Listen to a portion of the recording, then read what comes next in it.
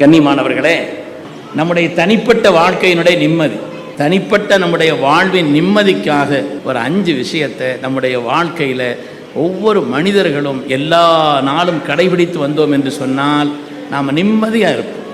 முதலாவது என்னன்னு சொன்னால், ஒவ்வொரு மனிதரிடத்திலேயும் ஈமானுள்ள ஒவ்வொரு மனிதரும் ஒவ்வொரு நாளும் கொஞ்ச நேரமாவது சில நிமிடங்களாவது நம்முடைய தனிமையிலே ஒதுக்கி ரப்பிடத்தில் கண்ணீர் விட்டு அழுது துவா செய்யக்கூடிய ஒரு பழக்கத்தை நம்மள்கிட்ட வச்சுக்கிறோம். ஒதுங்கியிருந்து ஏதோ ஒரு நேரம், ஒரு தஹஜ்ஜுதுடைய நேரமாக இருந்தால் இன்னும் பாக்கியம், ஒரு நேரம் யாரும் பார்க்கறது அதெல்லாம் இல்லை, ஒதுங்கியிருந்து நம்மை படைத்த ரப்பு அவன் அல்லவா, நான் யார்கிட்ட கண்ணீர் விட முடியும் ரப்பே, யார்கிட்ட நான் கையேந்த முடியும், தகுதி உள்ள உன்னிடத்தில் ஏந்துகிறேன் என்று அல்லாஹ்விடத்திலே கண்ணீர் வடித்தால் நம்முடைய அடிமைத்தனம் வெளிப்படும். அதனால் ஒவ்வொரு நாளும் ஒரு 5 நிமிடமாவது நம்முடைய எல்லா விதமான மன கஷ்டங்களையும் இறக்கி வைத்து விடக்கூடிய பாக்கியம் நிறைந்த ஒரு துஆவை ஏதோ ஒரு நேரத்தில் நம்முடைய கல்விலிருந்து கண்ணீர் வடித்து ரப்பிடத்தில் வெளிப்படுத்தி தெரிந்து விட்டோம் என்று சொன்னால் நிம்மதியான வாழ்க்கைக்கு அது அடிப்படை. 2வது என்னன்னு சொன்னால், ஒவ்வொரு நாளும் கொஞ்ச நேரமாவது குர்ஆனை ஒரு பக்கமாவது ஓதணும். பள்ளிவாசலுக்கு 10 குர்ஆன் வாங்கி வைங்கன்னா ஆட்கள் இருக்குது, ஓதுறதுக்கு தான் அழகான. அதனால் ஒரு பக்கமாவது குர்ஆனை என்று நான் பார்க்கவில்லையோ ஓதவில்லையோ அன்று என்னுடைய வாழ்நாளில் மிக கெட்ட நாள் என்று சொன்னார் ஹஜ்ரத் உமர் இப்னு கத்தாப் ரலியல்லாஹு அன்ஹு அவர்கள். அதனால் ஒரு பக்கமாவது குர்ஆன் எடுத்து ஓத. சில உஸ்தாத்மார்கள் எனக்கு தெரியும், உங்கள்கிட்ட பிற என்னன்னு நான் கேட்டால் உடனே சொல்லிடுவாங்க.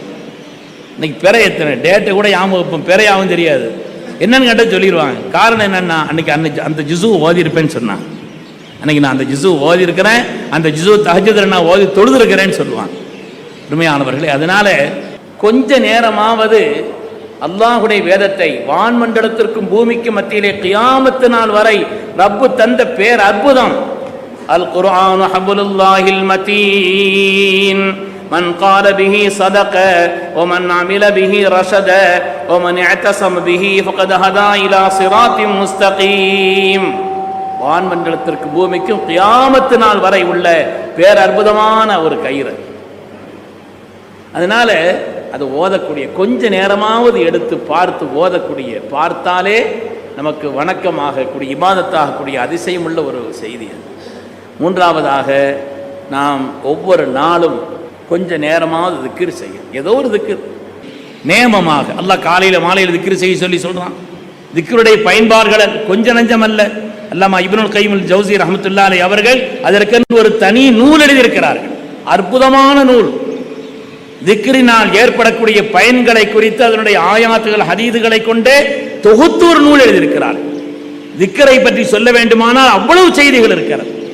அதனால கொஞ்ச நேரமாவது ஒதுங்கி இருந்து ஏதோ ஒரு திக்ர், என்ன சிறுத்து ஏதோ ஒன்று என்னது சொல்ல, நீங்கள் ஏதாவது ஓதிட்டு வாங்க. ஒரு 450 தடவை உங்களுக்கு வாய்ப்பு இருந்தால் ஹஸ்புனல்லாஹு வ நிஅமல் வக்கீல் நிஅமல் மௌலா வ நிஅமன் நசீர், ஒரு 15 நிமிஷம் ஆகும். தினந்தோறும் ஓதி பழக்கப்பட்டுட்டா ஓதிட்டு வாருங்க. அல்லாஹ் 3 பாக்கியத்தை சொல்கிறான். இந்த திக்ர் ஓதுனா குர்ஆனில் 3 பாக்கியம் அல்லாஹ் சொல்கிறான். 3 பாக்கியம். ஃபன்கலபு பி நிஅமத்தின் மினல்லாஹ் வ ஃபضலின் லம் யம்ஸஸ்ஹும் ஸூ வத்தபஉ ரிضவானல்லாஹ்.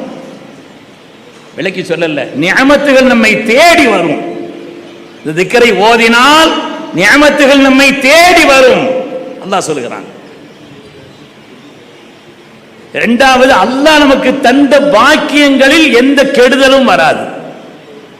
அல்லாஹ் நமக்கு தந்த பாக்கியம் ஃபضல், ஏதோ ஒரு அருள், உலகியல் ரீதியான ஏதோ, அதில் எந்த கெடுதலும் வராது. 2வது அல்லாஹ் சொல்றான். 3வது அல்லாஹ்வுடைய பொருத்தம் கிடைக்கும். அல்லாஹ்வுடைய பொருத்தம் கிடைக்கும். குர்ஆனில் ஒவ்வொரு திக்ருக்கும் உரிய பலன்கள் சொல்லப்பட்டிருக்கிறது. அது மாதிரி குர்ஆனில் லா இலாஹ இல்லா அன்த சுப்ஹானக இன்னீ குன்து மினல்லாஹ், எவ்வளோ அற்புதமான திக்ருங்க. யாரும் எந்த கட்டத்திலும் எந்த நிலையிலும் வந்து உதவி செய்யலாத அந்த நேரத்தில் அந்த திக்ர் ஹஜ்ரத் நபியுல்லாஹ் யூனுஸ் அலைஹிஸ்ஸலாம் ஸல்லல்லாஹு அலைஹி வஸல்லம் கேட்டாங்க, நாயகமே இது யூனுஸ் அலைஹிஸ்ஸலாமுக்கு மட்டும்தான். அல்லாஹ் அந்த ஆயத்தில் பின்னால் என்ன சொல்றான், வ கதாலிக நுன்ஜில் முஃமினீன், இதுபோல் மூமின்களுக்கும் நாம் ஈடேற்றத்தை அளிப்போம், கவலையை போக்கி அவர்களுடைய சிரமங்களிலிருந்து மீட்சியை கொடுப்போம் நல்லா சொல்றானே பார்க்கலையான்னு கேட்டாங்க. இது மாதிரி குர்ஆன்லேயும் நிறைய திக்ர் இருக்குது, ஹதீஸ்லேயும் நிறைய திக்ர்கள் இருக்குது. ஒவ்வொரு நேரத்திலும் பள்ளிக்கு நடந்து வர்றோம், ஒரு 100 தடவை அதை ஓதிக்கிறோம், ஒரு 100 தடவை இந்த திக்கரை ஓதிக்கிறோம். அப்படி ஒரு நேமமாக திக்கரை பழக்கமாக ஆக்கி வைக்கக்கூடிய இமாம் புகாரி ரஹ்மத்துல்லாஹி அலைஹி அவர்கள் இன்னமல் அமாலு பின்னியாத்துங்கிற ஹதீஸை கொண்டு தொடங்குறாங்க, ஒரு திக்கரை கொண்டு தான் முடிக்கிறாங்க. கலிமத்தானி ஹஃபீஃபத்தானி அலல் லிசான் ஸகீலத்தானி ஃபில் மீசான் ஹபீபத்தானி இன்தர் ரஹ்மான். 2 வார்த்தைகள் நாவிலே சொல்வதற்கு லேசானது, ரப்பினுடைய தராசை நெருக்கக்கூடிய, நன்மையை நெருக்கக்கூடிய தராசிலே கனமானது, ரஹ்மானுக்கு ரொம்ப நேசமானது. சுப்ஹானல்லாஹி வ பிஹம்திஹி சுப்ஹானல்லாஹில் அஸீம். போதும். நீ கேரளத்தில் எல்லாம் பார்த்தீங்கன்னா மகரிபுக்கு முன்னால் பள்ளிகளில் என்ன செய்வாங்க, சத்தம் போட்டு ஓதக்கூடிய ஒரு பழக்கம், எல்லாரும் சேர்ந்து ஓதக்கூடிய ஒரு பழக்கம் இருக்குது இல்லையா? அவ்வளவு மாண்பான திக்கர்கள். அதனால ஏதோ ஒரு திக்கரை நேமமாக செய்து வரக்கூடிய ஒரு பழக்கத்தை காலை மாலையில் நாம் வைத்துக்கொள்ள வேண்டும். அது மாதிரி ஒவ்வொரு நாளும் ஏதோ குறைஞ்ச அளவாவது ஒரு சின்ன சதக்கா, ஒரு ஆளுக்கு ஒரு ரூபா கொடுக்குறோன்னு வைங்க, ஒரு கேட்டு வர்றாரு, ஒரு 10 ரூபா கொடுக்குறோம், ஏதோ ஒரு சதக்கா. சதக்கா இல்லாமல் நம்முடைய நாள் கழியக்கூடாது, ஒரு நாள் கூட கழியக்கூடாது. இதை நம்முடைய வாழ்க்கையில் பேணுதலாக்க வேண்டும். அதை போல் இங்கே அடிப்படையாக வைத்து, எதை அடிப்படையாக வைத்து இந்த பெருவிழா நடத்தப்பெறுகிறதோ அந்த மாண்பான மஸ்ஜிதினுடைய அசல் விஷயம் தொழுகை.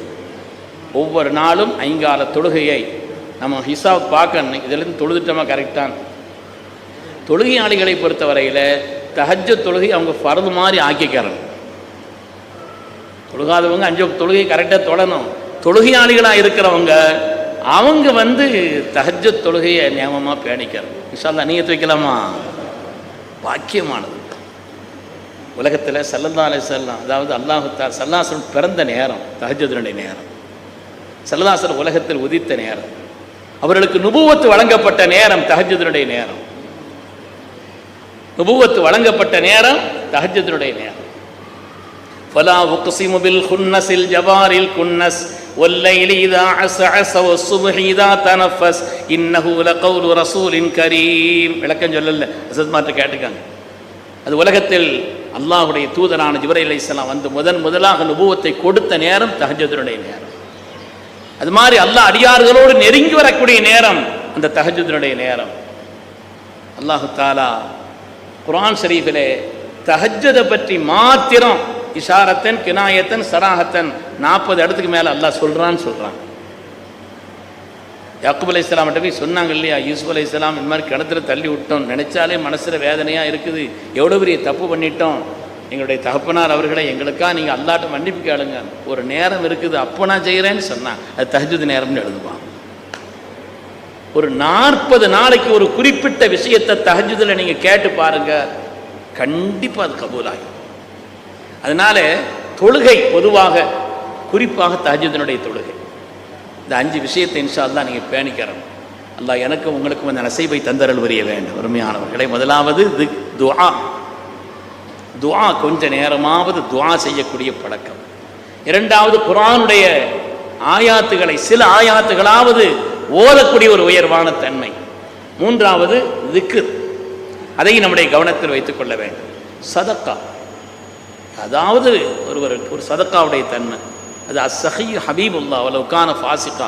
உலகத்தில் சில பாவங்களை செய்தாலும் சரி, யார் சதக்கா செய்கிறாரோ அல்லாஹ்வுடைய நேசர்னு வருது, அல்லாஹ்வுடைய நேசர். அது அந்த பண்பு நம்மள்கிட்ட வளர்த்துக்கிறோம். நிறைவாக நம்முடைய தொழுகை, குறிப்பாக தஹஜ்ஜுத். அருமையான பெருமக்களே, அதனால் நம்முடைய தனிப்பட்ட வாழ்க்கையில், குடும்ப வாழ்க்கையில் நிம்மதிக்கு என்ன செய்யணும்? ஹஜ்ரத், 2 விஷயம்தான். குடும்ப வாழ்க்கையில் நிம்மதியாக இருக்கிறதுக்கு 2 விஷயம்தான். 2 வார்த்தை தெரிஞ்சுக்கிட்டா போதும். சரி, சாரி போதும். எதை சொன்னாலும் சரி, ஏன் இப்படி செய்தீங்க, சாரி, முடிஞ்சு போச்சு. குடும்ப வாழ்க்கை நிம்மதி ஆகிடும். விரிவாக சொல்கிறதுக்கு இல்லை. அதனால் அருமையான பெருமக்களே, நம்முடைய வாழ்வின் எல்லா நிலைகளிலேயும் அல்லாஹுடைய மஸ்ஜிதோடு உள்ள ஒரு தொடர்பு, அதனுடைய ஒரு பெருவிழா. அதற்கு ஆதங்கப்பட்டாங்க ஊர்க்காரங்க, பல்வேறு இடத்திலிருந்து உள்ளவர்களெல்லாம் இங்கே ஒட்டுமொத்தமாக பார்க்கிறேன், உணர்ச்சி வசப்பட்டு நிற்கிறேன், என்னால் பேச இயலலைன்னு சொன்னாங்க. பணிவோடு உங்களிடத்தில் கேட்கிறேன், வருஷத்துக்கு ஒரு தடவை இப்படி ஏதாவது ஒரு விழா, குறிப்பாக நமது உயிரின மேலான கண்மணி முஹம்மது ரசூலுல்லாஹி ஸல்லல்லாஹு அலைஹி வஸல்லம் பெருவிழாவை நீங்கள் ஆனந்தத்தோடு இன்பத்தோடு ஒரு சிறப்பான மௌலிது மஜ்லிஸ் வச்சு ஒரு ஸல்லல்லாஹு அலைஹி வஸல்லம் மீலாத பெருவிழாவை நடத்தி அதன் பேரால் நீங்கள் மக்களுக்கு ஒரு உணவையும் தானமாக கொடுத்து பாருங்கள். ஊர் செழிப்பாயும் எல்லா நிலையிலையும் பாக்கியமாயிடும். ஏன்னா ஒரு ஊரினுடைய கண்ணியம்ங்கிறது மஸ்ஜிது தாங்க. ஒரு ஊரினுடைய சிறப்பும் செழிப்பும் மஸ்ஜிதை அடிப்படையாக கொண்டுதான். ஒரு சமுதாயத்தினுடைய சிறப்பும் உயர்வும் மஸ்ஜிதை அடிப்படையாக கொண்டுதான். நான் விரிவா சொல்லல. ஒரு ஊரினுடைய சிறப்பிற்கும் ஒரு சமுதாயத்தினுடைய சிறப்புக்கும் உயர்வுக்கும் அடிப்படை மஸ்ஜித். அதனால்தான் நமது உயிரினை மேலான கண்மணி முஹம்மது ரசூலுல்லாஹி ஸல்லல்லாஹு அலைஹி வஸல்லம் மதீனா போன உடனே முதல்ல அவர்கள் மஸ்ஜிதைத்தான், அந்த பணியைத்தான் அவர்கள் மேற்கொண்டார். அதனால ஒரு சமூகத்தினுடைய ஒரு ஊரினுடைய மாண்பும் கண்ணியமும் சிறப்பும் மஸ்ஜிதை அடிப்படையாக கொண்டதுதான். நம்முடைய ஈமான், நம்முடைய கல்வி, நம்முடைய வணக்கம், நம்முடைய ஒழுக்கம், நம்முடைய வியாபாரம், நம்முடைய திருமணம், இம்மை மறுமை சம்பந்தப்பட்ட அனைத்து நெறிகளுமே மஸ்ஜிதில் வைத்துத்தான் நமக்கு கற்றுத்தந்தார்கள் கண்மணி முஹம்மது ரசூலுல்லாஹி ஸல்லல்லாஹு அலைஹி வஸல்லம். தீன் துன்யாவினுடைய மொத்தமும் அதனுடைய கல்விக்கூடமாக திகழ்ந்தது மஸ்ஜிதுகள் தான்.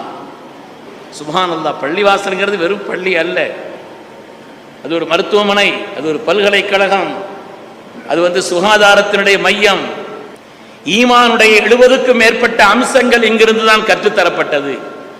உலகத்திலேயே ஆக சிறந்த இடம் ஹைருல் பிகா என்று வருகிறது, அஹப்புல் பிகா என்று வருகிறது. ஊரிலேயே ஆக சிறந்த இடம், ஊரிலேயே அல்லாஹ்வுக்கு பிரியமான இடம்.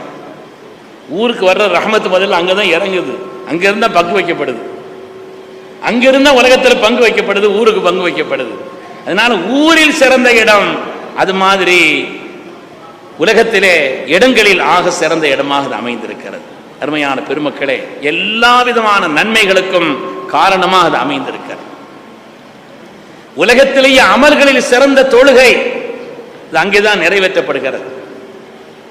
தொழுகையினுடைய தாரக மந்திரம் அல்லாஹு அக்பர். தொழுகையினுடைய தாரக மந்திரம் அல்லாஹு அக்பர்.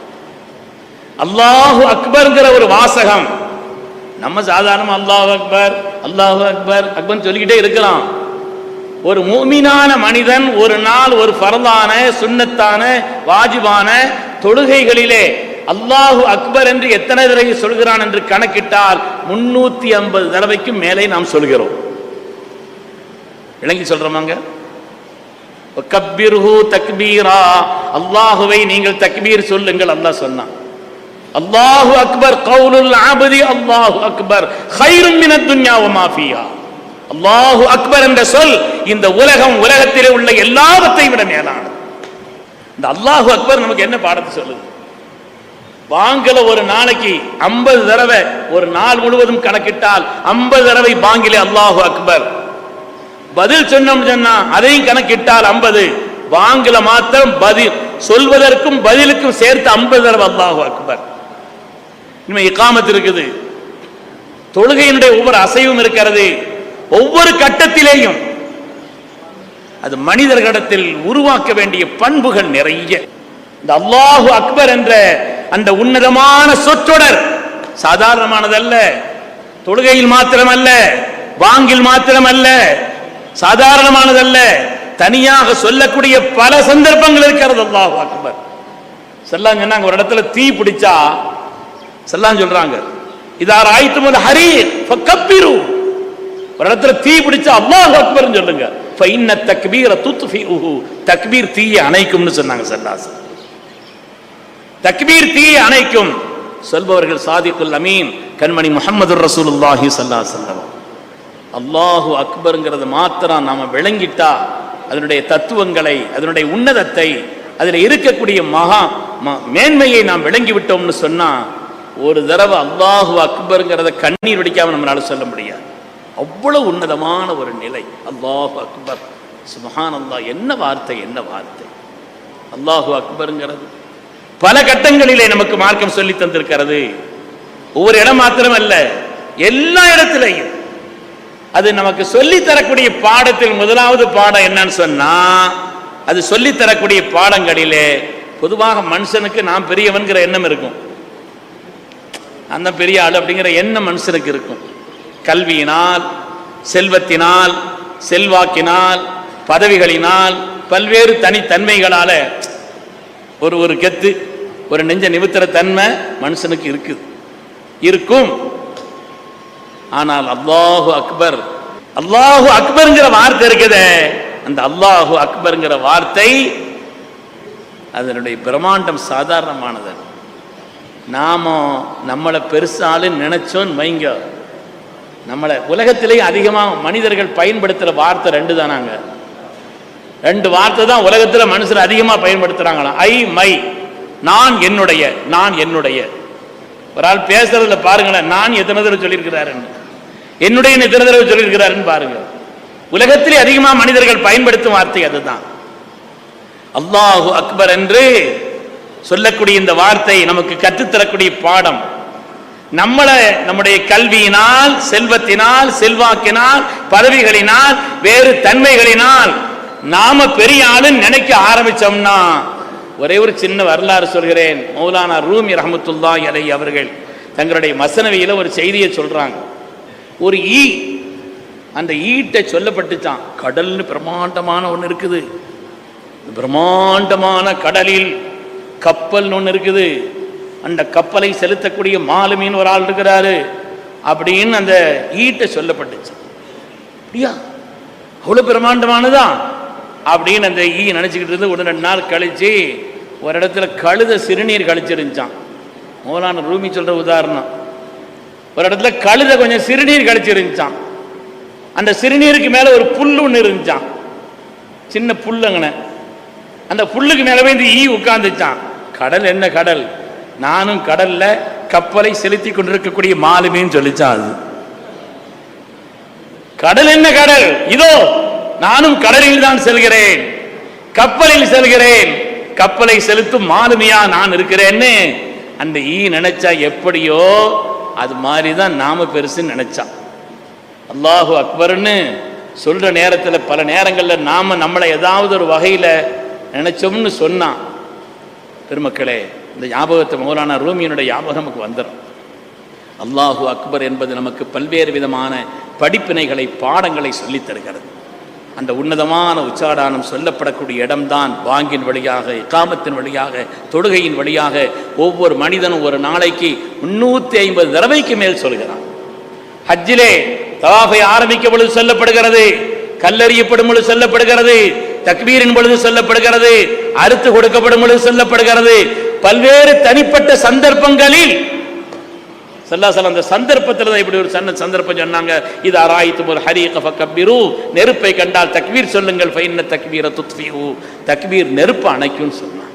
அதனால இந்த அல்லாஹு அக்பருடைய மகத்துவத்தை விளங்கி நம்முடைய வாழ்க்கையிலே பெருமையை விட்டு நம்மை நீக்கிக் கொள்ள வேண்டும். பெருமையை விட்டு நீக்கிட்டோன்னு வைங்களேன், நம்ம வாழ்க்கையில் வெற்றி பெற்றிருவோம். அல்லாஹு தஆலா அந்த உயர்ந்த நசீபை நம் எல்லோருக்கும் தந்தரல் புரிவானாக. பாக்கியமான இந்த நிகழ்வை அல்லாஹ் பொருந்திக் கொள்வானாக. அல்லாஹு சுப்ஹானஹு வ தஆலா ஒற்றுமையோடு வாழக்கூடிய நசீபை தந்தரல் புரிவானா. நன்மையான காரியங்களில் அல்லாஹ் நம்மை முன்னோடிகளாக ஆக்கி அருள்வானாக. எல்லா விதமான கெட்ட குணங்கள், பெருமை, பொறாமை, பேராசை, புறம்பேசுதல் அனைத்தை விட்டும் அல்லாஹ் நம்மை பாதுகாத்து அருள் புரிவானாக. ஹைரான தீனையும், ஹைரான துன்யாவையும், ஹைரான ஆகிரத்தையும் அல்லாஹ் நசீபாக்கி அருள்வானாக. நம்முடைய வெளிரங்கமான வாழ்க்கையை விட நம்முடைய அந்தரங்க ரகசிய வாழ்க்கையை அல்லாஹ் பரிசுத்தப்படுத்தி அருள்வானாக. நம்முடைய வெளிரங்க வாழ்க்கையும் அல்லாஹ் அழகானதாக ஆக்கி அருள்வானாக என்று துவா செய்து கொண்டு எங்களுடைய மேலான துவாவையும் நான் ஆதரவு வைத்து என்னுடைய வார்த்தைகளை நிறைவு செய்கிறேன். அஸ்ஸலாமு அலைக்கும் வரஹ்மத்துல்லாஹி வபரகாத்துஹு.